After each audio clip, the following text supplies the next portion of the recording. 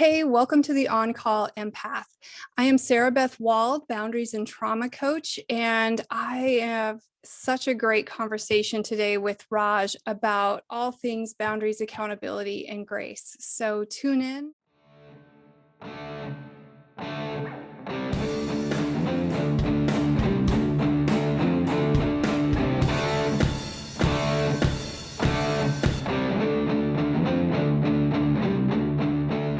You're listening to the On Call Empath Show.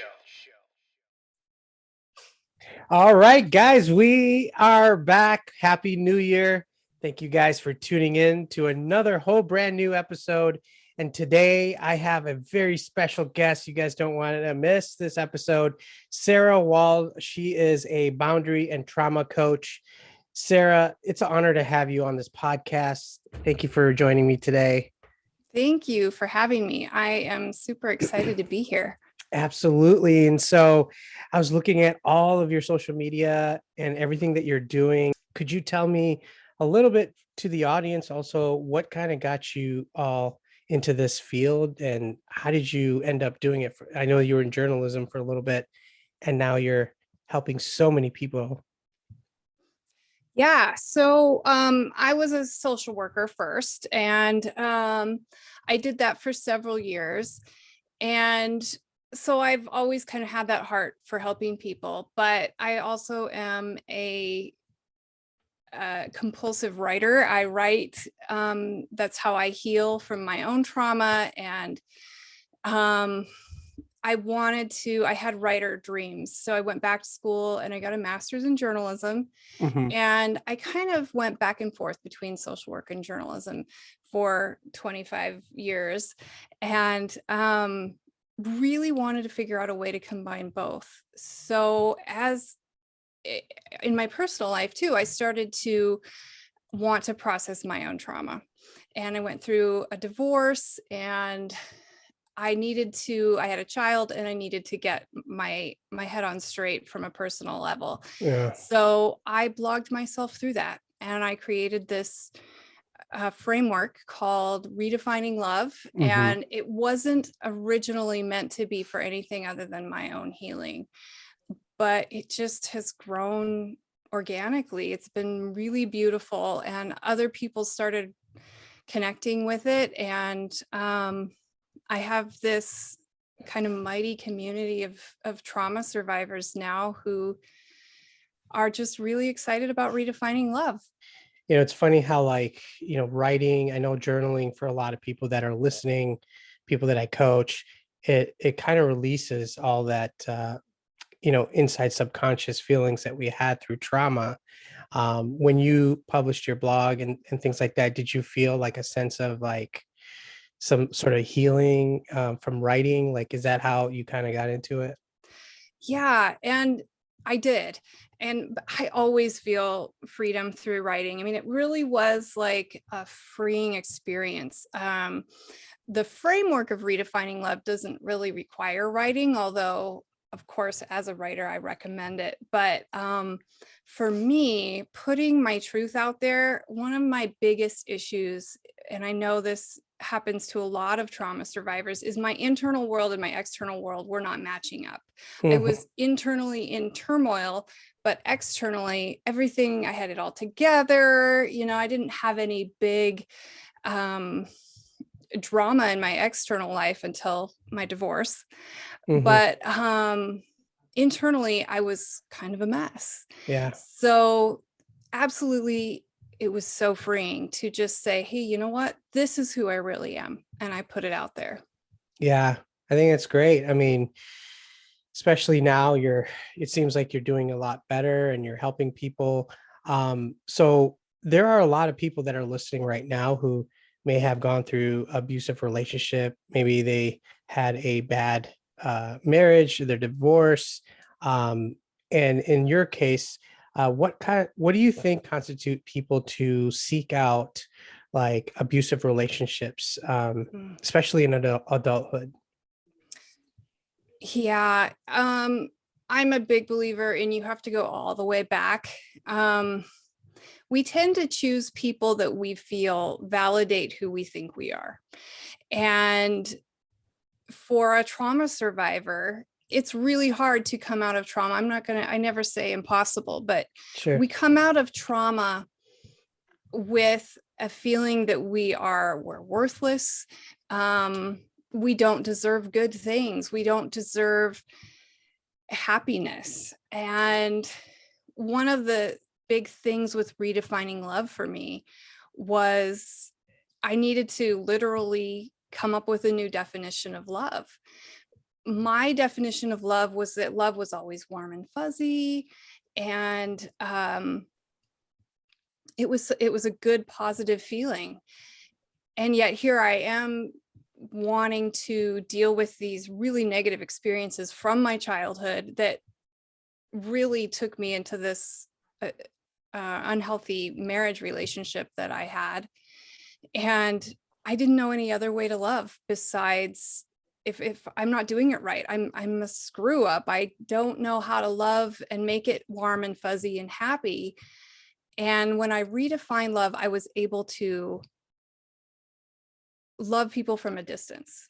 Mhm. And how this relates to your question, which was how do people find themselves in these toxic relationships as adults? We don't know how to love if we've come out of trauma. We don't know how Mhm. to relate to people in a healthy way, and we don't love ourselves. Mhm. And if you don't love yourself, you're going to be attracted to people who are going to treat you who validate that Mhm. feeling of worthlessness within yourself. Yeah. And it's so, I mean, it makes so much sense. I know like a lot of people that I coach and talk to, even after a bad relationship, or maybe they grew up in a toxic home, they'll seek out the same, same thing over and over. They'll keep going to maybe a narcissist or somebody that's manipulative, um, and the cycle continues.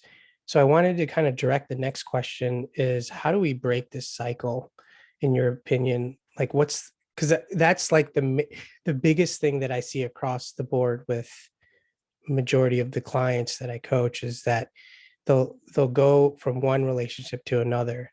Mhm. But what you're saying is that maybe it might be good just to kind of step back, reassess, learn how to love yourself before we can love someone else. Absolutely. Absolutely. Yeah, and the brain is, as I'm sure you know, is a computer really, and it Mhm. gets programmed. And if you are raised with this idea, all these negative ideas and these toxic relationships, then that is what your brain is programmed to pursue. And it is possible to reprogram the system. But if you keep bouncing from relationship to relationship, and that isn't even just romantic relationships, it's friendships, Mhm. it's the coworkers that you choose to go for drinks with Yes. after work, it's all the people that you include in your circle. So one of the things that I try to do is help people really reprogram that brain and decide what your circle needs to be, and do that for yourself internally before Mhm. you go out and form other Right. relationships. Yes, because I think it just adds more complications. And if you're attracted to toxic people, and in all areas of your life, your friendships, your romantic relationships, then not only are you carrying around your own trauma, but then you start loading on the trauma of other people too.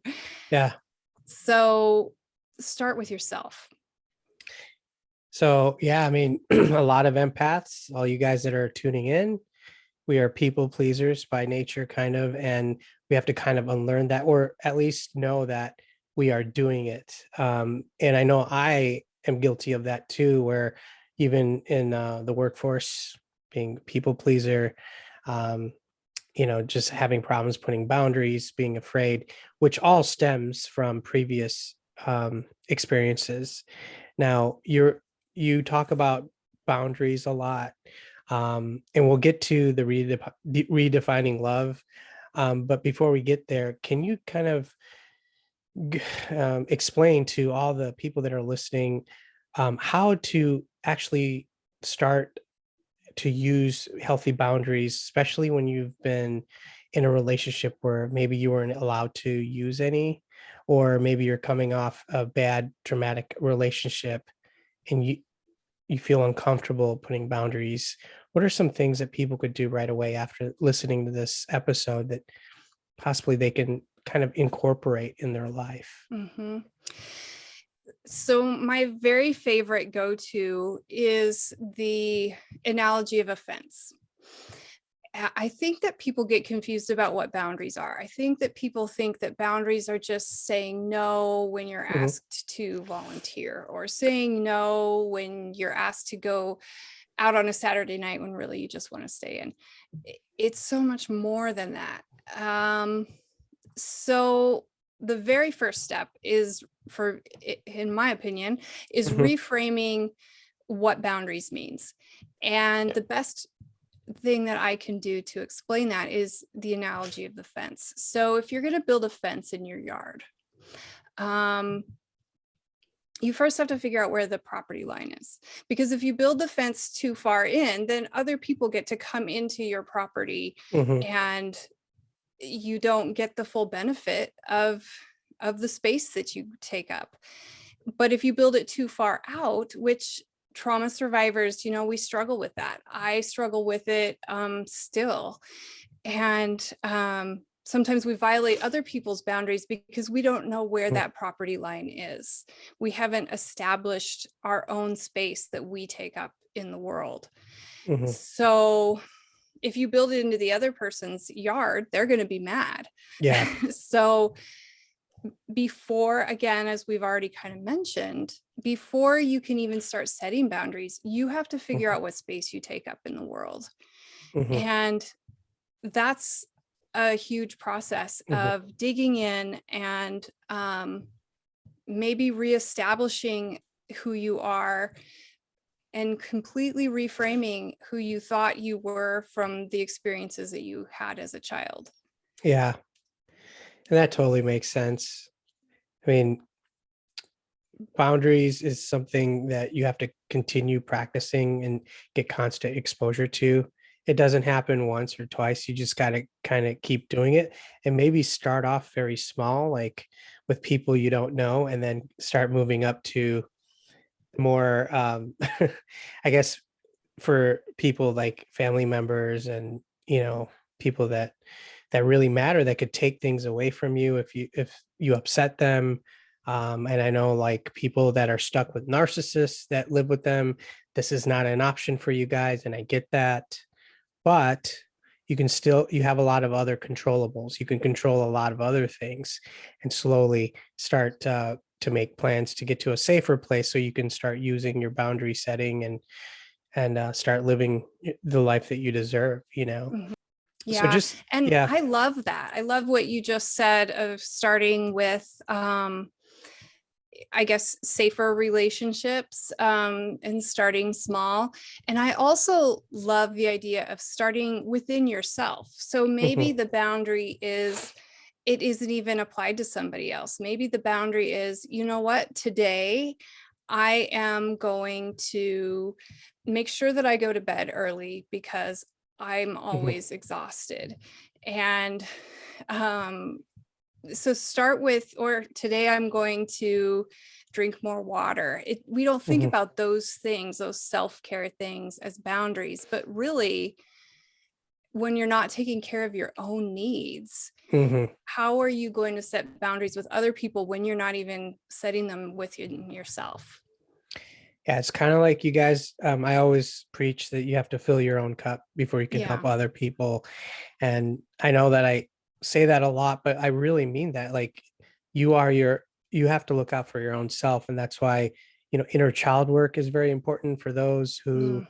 may have gotten abused as a child by their maybe parents or caregivers, or maybe recently you just got out of a divorce and you're still traumatized and you're still not sure which directions to go. And so um So I want to just kind of throw you a curveball here, and so this is related, but I wanted to ask you, like, let's say somebody came to you and said, "Hey, look, I've tried everything.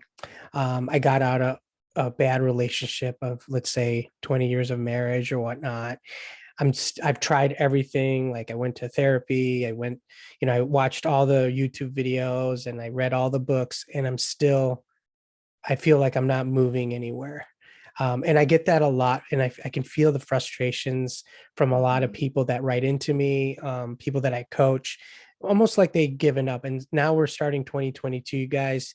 It's a new slate.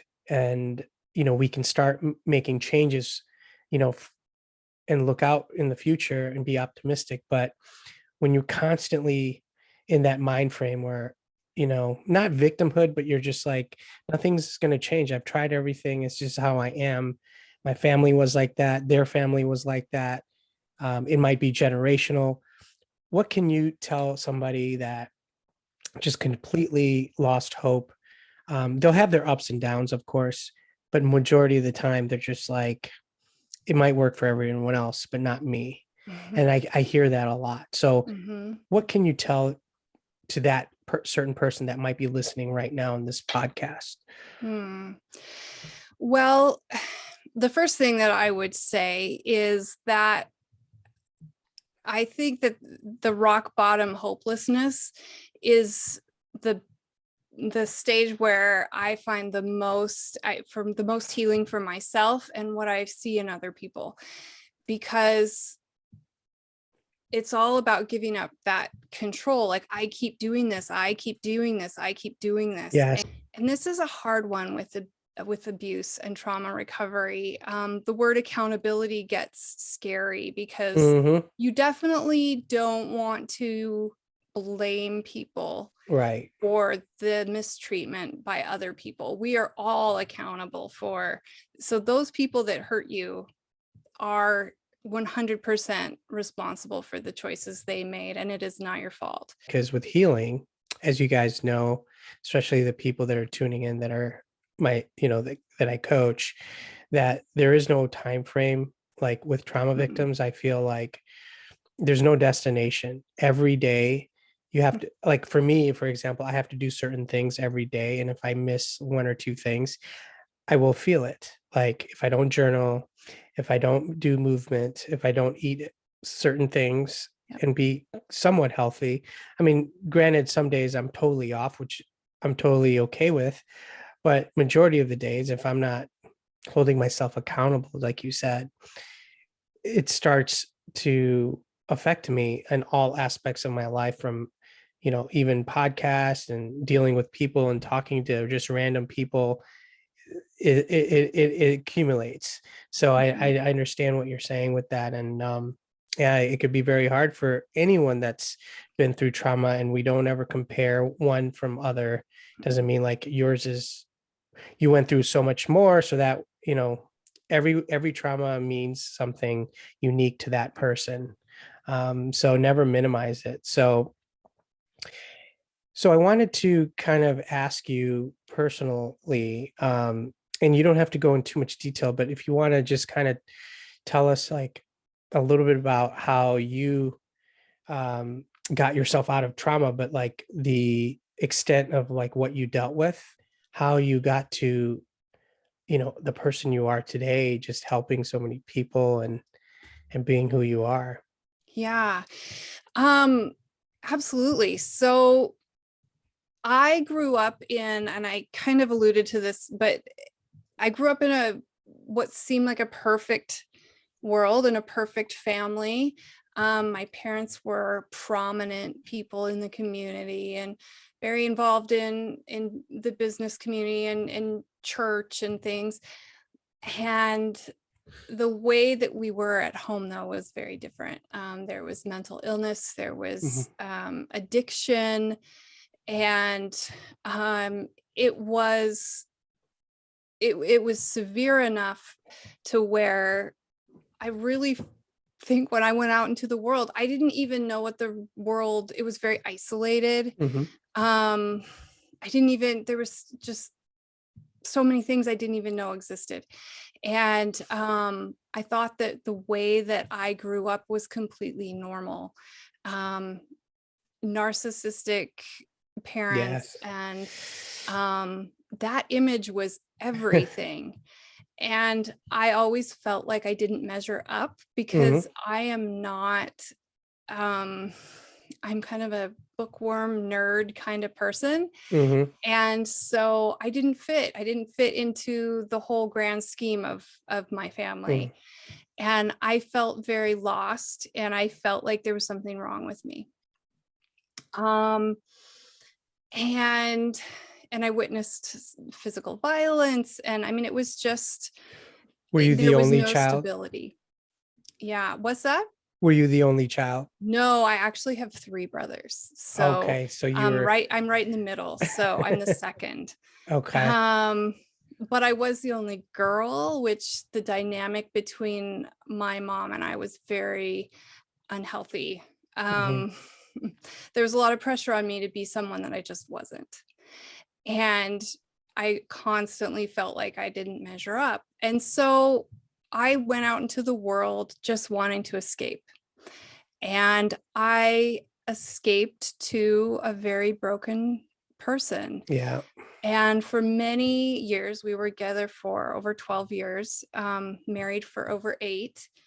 Um, I can look back at it now with a lot of grace for him, because his childhood made mine look like a walk in the park, for one thing. So Hmm. definitely we shared that trauma experience. But and I don't excuse the way that he treated me, but we were two broken kids who kind of just Yeah. hopped on the first bus out of town and went and tried to figure it out. And I feel like what we really were doing was, we were just a couple of kids kind of playing dress up, playing grown up. Yeah. And we got lots of degrees, and we were professionals, and we looked, a It certain looked the way. part. Yeah.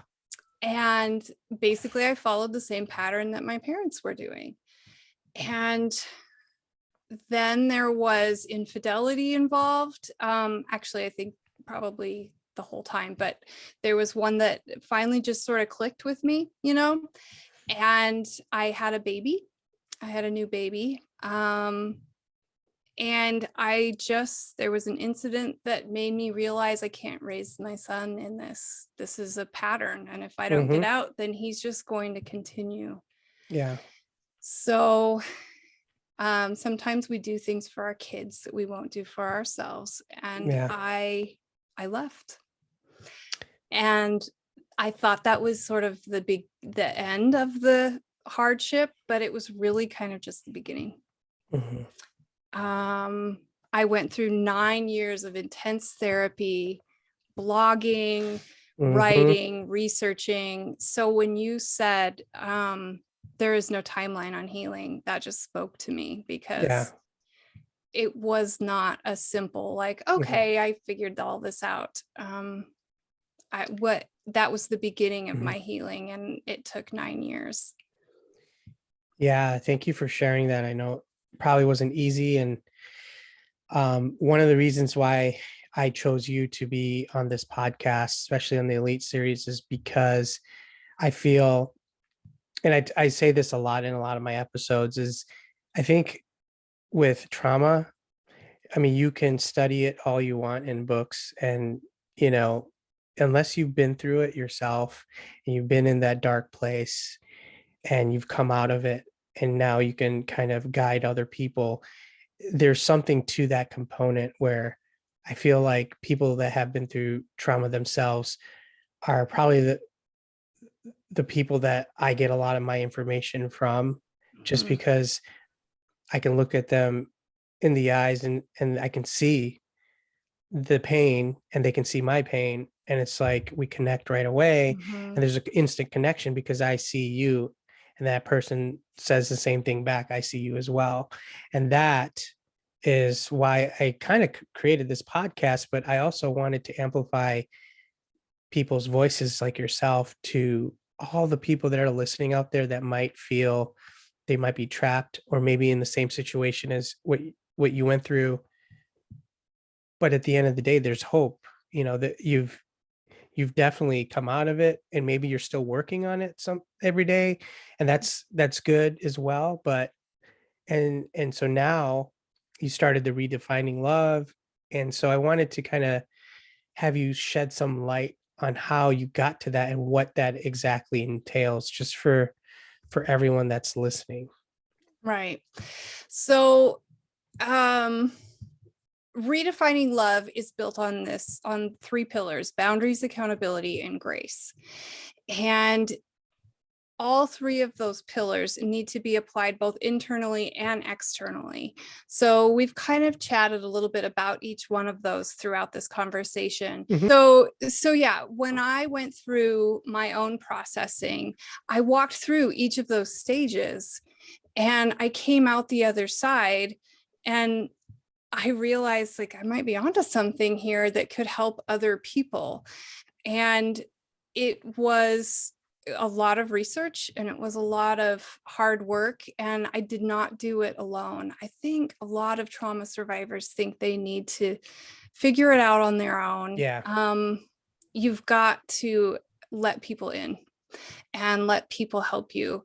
And so redefining love is really, you can't do boundaries without holding yourself and others accountable. You can't hold people accountable without giving yourself and others grace.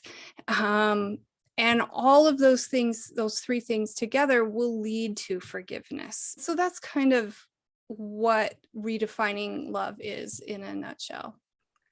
Yeah. I mean, I love the fact that you can love somebody from a distance. Because I know a lot of people go non-contact with, their abusers. And I'm a big, advocate of that. Like if somebody is that toxic, Mhm. Yep. you got to get rid of them, guys. And I Yeah. say this in a lot of my episodes and my podcasts and YouTube videos, that if somebody is making you a certain way, messing with your head, and it's deregulating like your whole body, your whole life, Mhm. there's no reason to have them around. However, this thing from loving them from a distance, where you could still function, but you can still have them at arm's length, and possibly, you know that might be good for that person, but every person's different. So I like that idea. In fact, where can we find out more about this? Can you tell us where we can find you on social media and look into more of this redefining love? Yeah. My website is redefine-love.com. And I am also on Facebook. You can find me at Sara Beth Wald, Sarah with no H. And there is a Redefining Love page as well on Facebook. I'm on Instagram at Love Redefine.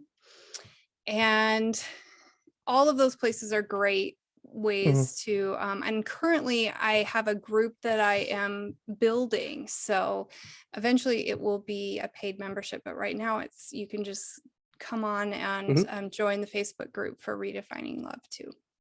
There you go. Well, I'm very honored for you to be here, and I love the work that you're doing. And as soon as I saw all of your social media, I was like, you can bring a lot of value to a lot of people. So keep up the amazing work that you're doing. But I appreciate you coming on, and you're always welcome back, Sarah. Thank you for having me, and thank you for what you do. I mean, so much wisdom in this conversation that you've shared too. So I just am grateful for what you do and the opportunity to chat with you. Absolutely. Thank you again. And you guys stay tuned for the next episode this year. I have a lot more guests coming on. We have the Coaches Summit, which I'll be dropping soon. So thank you again for coming with me on my journey. Stay tuned for the next episode, and we are out. You're listening to the On Call Empath